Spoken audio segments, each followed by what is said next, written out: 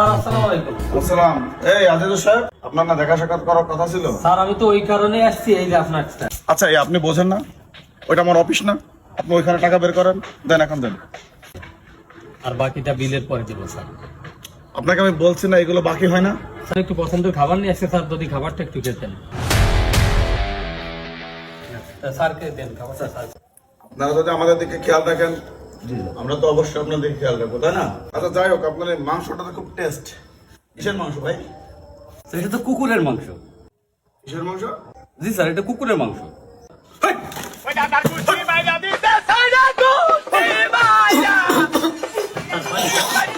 Sir sir কুকুরের মাংস খাওয়াইছে, আপনি কিছু বলেন না কেন আপনার লোককে? স্যার, আপনি আমার কাছ থেকে যে ঘুষটা নিলেন আর ঘুষের টাকাতে মাংস কিনে খাবেন, সেটাও তো হারাম স্যার। কুকুরের মাংস যদি স্যার হারাম হয়, তাহলে ঘুষ নেওয়াও তো হারাম স্যার। ঘুষের টাকাও তো হারাম স্যার।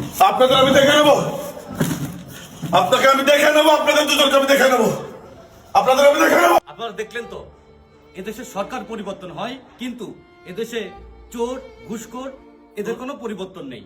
আজকে আমাদের ভিডিওটা ছিল আসলে সুদ, ঘুষ এবং দুর্নীতি চোরের নিয়ে। আমাদের ভিডিওটা ভালো লাগলে অবশ্যই সবাই লাইক কমেন্ট শেয়ার করে দিবেন।